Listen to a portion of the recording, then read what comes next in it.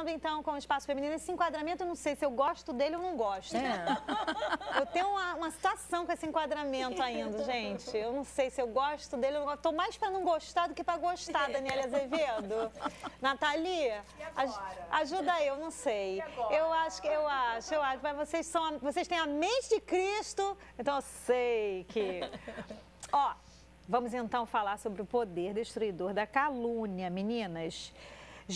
Pastora Gisela Xavier, pastora Márcia Pinheiro, Neide Pires, Joyce Bernardo, de fato destruidor, né, Joyce? Sim, com certeza, amiga. Eu vejo também essa questão da calúnia, da difamação, prima também da rebelião. Né? E a Bíblia diz que a rebelião é como um pecado de feitiçaria. Isso é super sério. Então, às vezes, as pessoas, Deus tem abençoado, Deus tem botado ela numa situação de honra. Uhum. A pessoa, em vez de se alegrar, com o coração cheio de amor e com um espírito de servo, a pessoa cria um sentimento contrário à palavra de Deus. Quer dizer, a natureza carnal prevalece. Então, é a luta do espírito contra a carne e a gente tem que, todo momento, estar muito vigilante. Isso pode acontecer dentro de casa, no trabalho, na igreja, em qualquer lugar, porque ser humano é ser humano em qualquer lugar. E essa questão da calúnia, né, ela passa por uma situação muito delicada, que é a ausência do caráter de Cristo. Sim, exatamente. Total. Né? Do caráter de lealdade de Jesus. Sim. Porque a lealdade é algo que anda meio ausente, né? Tá faltando a lealdade, tá faltando a aula a lealdade, tá levando só falta, vai ficar reprovado por falta essa lealdade. Vai. Porque é incrível, porque você vê a questão da calúnia passar por essa ausência da lealdade, pastora Márcia. Verdade. Né? E é tão interessante que são princípios e valores que hoje já estão banalizados. As pessoas acham que você ser leal hoje não faz diferença. Você pode agir do jeito que você quiser, você pode falar o que você quiser e a pessoa tem que seguir a vida tranquilamente. E não é. Você, com uma palavra, você pode paralisar a pessoa de tal forma, naquele projeto que a pessoa está caminhando e que Deus está direcionando, a pessoa paralisa, fica neutralizada por causa de uma fala. E isso é obra de Satanás, nos paralisar. E aí é que a gente tem que estar naquele versículo de Romanos 12, transformar, renovar a mente o tempo inteiro. Porque se a gente não encher, não se alimentar do Senhor o tempo inteiro, a gente não aguenta. E aí eu ainda vou mais além. Você fica sem força, mas o Espírito Santo, ele te impulsiona. Sim. Aí tem uma canção que está cantando bastante agora, que fala que tu és o Deus que me vê no oculto, tu és o Deus que me vê no secreto, tu és o Deus que me vê quando o homem não me vê, eu não estou só. Então, você pega isso, essa verdade de que Deus te conhece, então que o homem fala, deixa de falar. Não tem mais. Você tem que estar com o coração muito blindado em Deus. Eu gosto dessa palavra. Que a calúnia é algo que é tão destruidor. Eu queria lembrar daquela ilustração que um pai chega para um filho e pede para ele pegar um travesseiro e jogar pela janela. Então, aquelas penas do travesseiro, né? Elas vão para tudo quanto é lugar. Depois ele pede para tentar juntar. E calúnia é uma coisa que você tem que entender, que não deixa o inimigo te usar, né? Porque esse é o agravante da calúnia. É subir numa montanha e lançar um saco de pena. Isso. Aí depois, como é que você vai fazer para colher todas essas penas de volta? Você vai pedir perdão, o Senhor vai te perdoar, mas o poder destrutivo da calúnia... As consequências... Que você diz do outro que não é verdade, que é mentira, né? Quem é o pai da mentira, né? Aí vem uma série de coisas. Você estava falando também de perfumes, olha lá, né? Qual tem sido a minha essência, né? Como eu sou, né? Como é que tem sido em relação a isso, né? Se eu digo que sou alguém que é de Cristo, né? Sou de Cristo, minha essência não tem a ver com essas coisas. Eu tenho que estar, né? E nós conhecemos a árvore, Neidinha, pelos frutos. Exatamente. E, infelizmente, a gente tem visto frutos podres, né? Infelizmente. As pessoas, e infelizmente. Aí, a pessoa não entende por que a vida dela não anda. Por que as coisas não acontecem? Por que não prospera emocionalmente, fisicamente, financeiramente? Por quê? Porque está falando do que está cheio de coração, cheio de amargura, cheio de ódio, cheio de inveja. Não, aí você vê o outro caminhando, crescendo em Deus. Não, mas aquilo ali, isso aí está totalmente fora, né? E começa a proferir palavras que realmente te matam, pastor. A palavra eu mal pensei colocada, 2 vezes. ela traz morte emocional primeiro, e depois essa morte ela vai para o teu corpo, porque você não consegue reagir de tão forte que é a fala da pessoa. Eu ia botar uma frase no Facebook, e depois não botei, mas vou falar aqui. Eu ia botar o seguinte: eu não ando com rebeldes. Ah, é perfeito. Eu não quero que a vida destrutiva dele me alcance. Isso aí. As nossas alianças são muito sérias. Verdade. Então, se você tem andado com gente rebelde, com gente caluniadora, que é fofoqueira, não consegue ficar do teu lado sem falar mal dos outros, cuidado. Cuidado com as alianças que você faz. Isso é muito sério. No mundo espiritual, isso é muito sério. Me lembrei agora de 2 Crônicas 20. Josafá estava tudo dando certo. Houve lá uma afronta do rei da Síria e Josafá foi orientado por Deus: olha, nessa batalha você não tem que batalhar não, deixa que a batalha é minha, né? Aí Josafá obedece, o povo vive a bem-aventurança da resolução de Deus ali, tarará. No momento final do capítulo 20, aí Josafá faz aliança com as pessoas erradas. Verdade. É mesmo, pastor. Mas isso é da sua vida também. Quantos começam muito bem na caminhada com o Senhor e depois, né, vão se envolvendo com as coisas do mundo, da vida, com as coisas, com as fofocas, com as coisas que não edificam e caem. E não conseguem trilhar o caminho. Agora, uma coisa que ficou bem interessante aqui nessa conversinha é que eu queria até puxar isso de novo, esse gancho de novo. Porque assim, a pessoa vai e levanta uma calúnia, que é dizer algo que ela supõe, né? De A, de B, sem ir lá a pessoa adequada, né? Sem tentar falar com a pessoa que é o foco da conversa, mas ela fala com terceiros e o terceiro fala para o quarto e o quarto fala para o quinto. Aí uma de nós aqui falou, que agora eu não me lembro, que o coração precisa estar fortalecido. Verdade. Né? Entretanto, esse poder destrutivo, mesmo diante de um coração que está fortalecido, porque nós, quando lemos as cartas de Paulo, encontramos muitas vezes Paulo ali vítima de calúnia. Sim. Davi também. Sabe, não, eu estou falando tudo assim, para uma realidade mais próxima. Paulo, ele foi assim tão atingido por calúnias, e Paulo era um homem altamente fortalecido e preparado, né?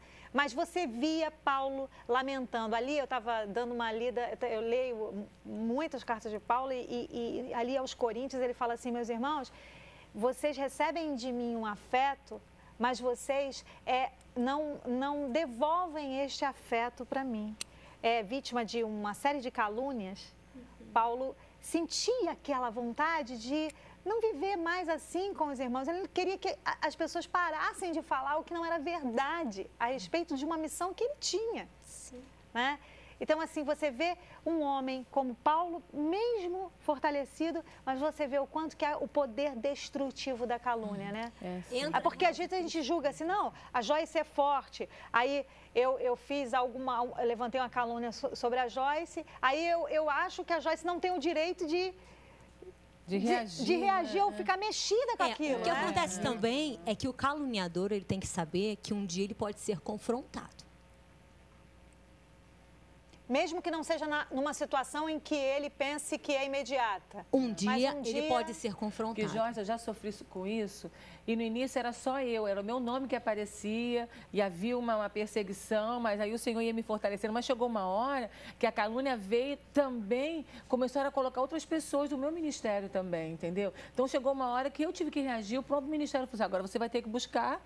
E eu procurei conselhos com várias pessoas, com vários pastores e tudo, até com a minha querida aqui também. E nós tivemos que procurar até a delegacia de crimes virtuais, entendeu? Foi a hora que a pessoa deu aquela parada, a ponto de eu estar um dia numa reunião de oração e uma pessoa foi usada por Deus e começou a falar: olha, você está sendo, o inimigo está usando uma pessoa para caluniar você, não sei o quê. E eu fiquei assim assustada porque eu tinha ido lá por convite e a pessoa que tinha feito todo o movimento estava lá. entendeu? Então eu vi Deus me honrando, o Senhor me honrou, mas foi um período difícil. Nós nos levantamos, temos crescido. Que fúria do inimigo, mas né, eu tenho amiga, pena das parar, pessoas. Eu acho que essa é a frase certa, Joyce. Qual é? A pessoa que entra com a calúnia, a pessoa que faz e atua como caluniador, é realmente alguém que está promovendo a fúria do inimigo. Está se deixando ser usado. Exatamente. O que me entristece, como eu estava falando assim, de uma reunião de oração, do ambiente ser uma igreja, né? Esse lugar, um ambiente que teria tudo para, né, para promover a paz, a união, a unidade. Mas isso tem em qualquer lugar. Mas nessa reunião que eu estava, a pessoa foi usada para dizer que estava acontecendo isso comigo, mas que o Senhor ia me honrar. Dando a vitória. Ela foi usar, ia me dar a vitória. Só que eu não percebi que nós chegamos, eu fiquei perto da pessoa e não sabia. Porque eu não tinha visto, entendeu? E o mais... Quer dizer, uma das pessoas que andam em bandos, né? E o mais interessante, pastor, é quando a gente vê que Deus realmente, quando Ele quer exaltar, Ele exalta. O pastor até então, ele estava orando tranquilamente. Quando, aí ele estava lá na ponta, de repente ele veio igual uma flecha, se dirigiu à frente dela e começou a falar alto, parecia uma trombeta, assim, para que todos ouvissem que o Senhor era com ela. Então foi assim, Deus honrando mesmo, mostrando que a postura dela, Deus estava se agradando. Mas assim como Paulo, realmente, porque Paulo era perseguido, né? Porque ele, como é que pode? Agora, não tinha andado com Jesus. Agora a perseguição... Não viu Jesus, né? Essa perseguição era fruto de quê? Da calúnia. Porque a calúnia, ela tem os seus frutos, os seus abrolhos. Né? Ela tem os seus abrolhos. E a gente aqui não está promovendo aqui nenhum tipo de sentimento, a que você tem algum tipo de sentimento difícil, complicado. Não, a ideia aqui é que você veja assim, esse é o tipo de coisa que eu não quero me envolver. Isso aí existe, existe. Eu sei que existe, eu sei, anda ao meu redor, sabe? É como o apóstolo Pedro, na carta que ele escreve, na primeira carta, no capítulo 5, ele fala ali que o inimigo, Satanás, é como um leão que anda ao derredor. Na linguagem, na Bíblia viva, tem uma paráfrase, né? Então, tem uma forma uma versão interessante sobre isso, desse versículo. Fala assim, que o leão, ele anda ao nosso derredor, procurando uma vítima a que possa tragar. Então, essa vítima, ela não é você. Em nome de Jesus. Você não é essa vítima. E é exatamente nesse propósito que a gente está aqui, de poder identificar essa ação e saber, isso é maligno, a calúnia, ela é maligna, ela é algo que é feito para promover a discórdia, para destruir situações de amizade profundas. É muito sério e a gente tem que estar aqui falando, conversando, se esclarecendo à luz da direção da palavra de Deus. Foge porque é laço mesmo. E se alguém estiver passando por isso e sentindo que está sendo essa pessoa, se arrependa. É tempo de voltar, é tempo de retomar, né? Ou de se converter. Porque muitas vezes a pessoa está na igreja não significa que é salva, precisa de Jesus. Então é tempo de olhar para o céu, Senhor, eu me arrependo, eu te aceito como meu Senhor, né, como meu Salvador, porque infelizmente os aprender a ser esse bom perfume, que pode ser o contrário também. A pessoa está percebendo que está sendo enredada, alguém está falando. Então cuidado com essas alianças, como você falou. Eu tenho bom perfume, eu tenho que ser esse bom perfume. E aquele que ouve a calúnia, perde tempo, porque realmente uma perda de tempo. Aquele que está perdendo o seu tempo, deixando-se envolver, se permitindo se impregnar de mau cheiro, porque a calúnia é um fedor, é um mau cheiro horroroso. Você se permite se embrenhar nessa lama toda, nesse mau cheiro, eu chego a dizer assim, e ser bem assertiva nisso, muito cuidado para você não estar gostando disso. Isso é sério.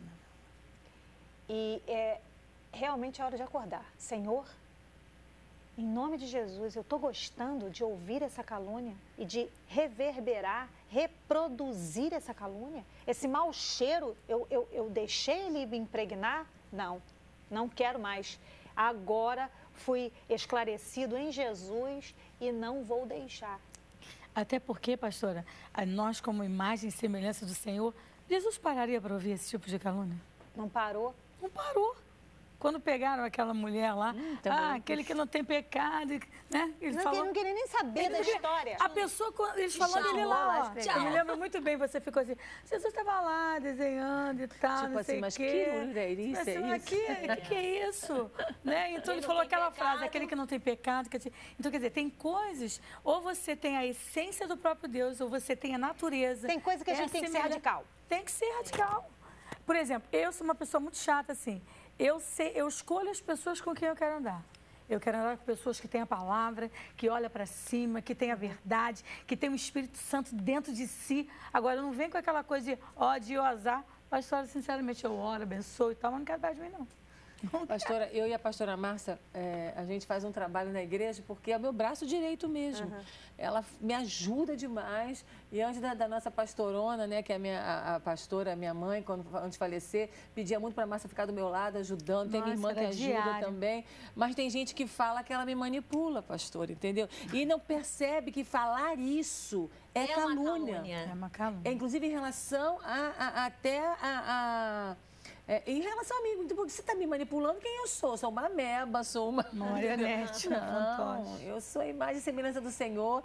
Mas é a aliança que funciona, é a aliança que amiga, tem... eu vejo tão lindo essa questão de lealdade na amizade de vocês.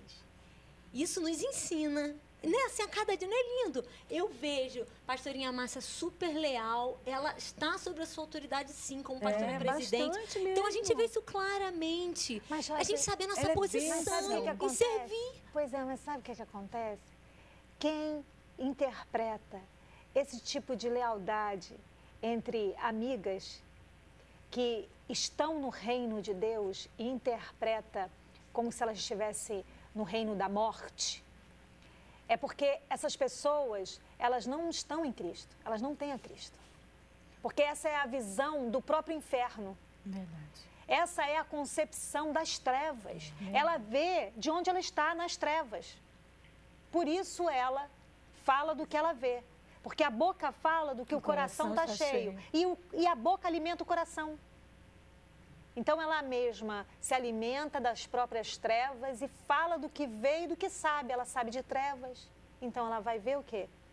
Trevas. Então, o nosso convite aqui é que realmente haja luz. Haja luz. E não creve suas alianças. Porque, por exemplo, eu não quero ser alvo fácil, como você fala, né? Se eu ficar sozinha, eu vou ser um alvo fácil para o inimigo. E aqui eu tenho amigas, né? Que me amparam, que oram por mim, que me dão esse abrigo na tempestade, né? Vocês já falaram aqui, diante dessa situação de calúnia, é não permitir que isso nos crie raiz de amargura, né? Perfeito. E assim, e colocar diante de Deus, porque, né? Como é difícil, acho que é fácil, como é difícil orar para os nossos inimigos. E é o que está na Bíblia, né? No momento que eu tive uma dificuldade muito grande com uma pessoa que convivia, que caluniava, criava problemas na minha vida, o Senhor falou para mim, ora por ela. Eu falava, Senhor, não consigo. Ele falava, ora por ela, é o mandamento que eu estou dando. Isso é de Deus. Não é para você, é uma opção. Eu estou mandando. Aí eu compartilhei com minha filha, Deus mandou orar para a pessoa. Ela falou, não acredito. Deus mandou orar, minha filha é mais, né, jovem, mandou orar por essa pessoa que está xingando, maltratando a gente. Eu falei, Deus mandou, nós vamos orar juntas. E com oração o Senhor muda. Aí começamos a orar. Na segunda semana, Deus mudou o coração, a pessoa foi nos pedir perdão. Olha, coisa linda. Mas antes de Deus ter mudado o coração dela, mudou de você. Lógico. Então, eu tô falando, às vezes a gente espera tanta mudança do outro e a mudança tem que começar em nós. Nós estamos dispostos a mudar alguma coisa? A nos colocar diante de Deus diante isso, a dor causada no teu coração, Neide, por essa calúnia, foi a mesma dor causada no coração de Paulo.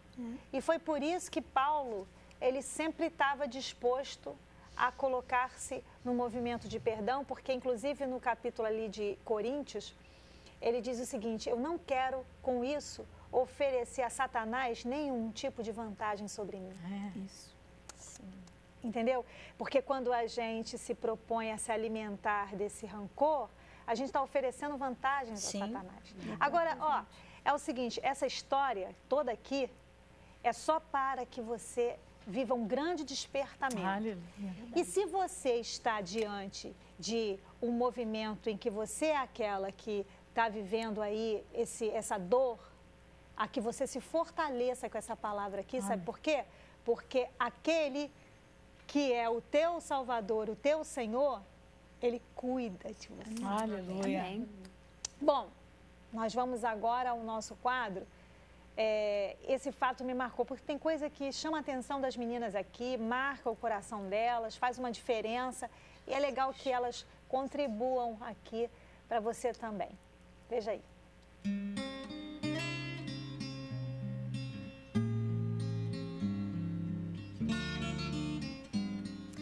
Bem, esse fato me marcou, foi uma ligação que eu recebi de uma pessoa muito amada minha, da minha família.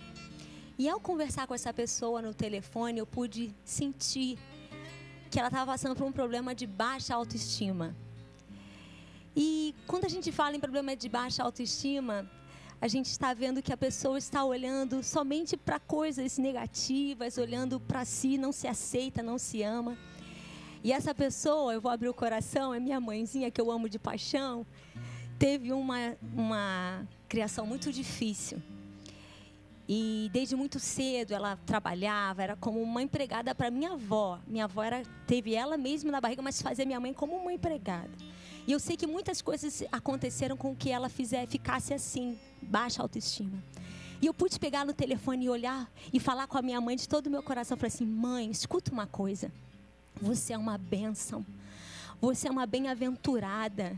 Você, mãe, é bênção para a nossa casa, para a nossa família. Quantas vezes a senhora nos levantou, nos reergueu. A senhora é uma pacificadora. E comecei a falar as virtudes da minha mãe para ela. Mãe, você é bonita por fora. Você é bonita por dentro. Você é uma mulher valorosa. Você criou todos os seus filhos. Você é uma vitoriosa. E o que eu quero te dizer é que muitas vezes na nossa casa, bem perto de nós, pode ter alguém precisando de uma palavra. Uma palavra de carinho, uma palavra que levante, que erga. Uma palavra que tire a pessoa do fundo do poço. Pode ser seu filho, seu esposo, sua vizinha, um parente seu. Eu quero te convidar a você hoje ser boca abençoadora, ser uma boca profética na vida dessa pessoa. Deus colocou essas palavras de vida eterna nos teus lábios. Então, use-a para a glória do Senhor. Nós vamos para o intervalo. Um grande beijo e não sai daí.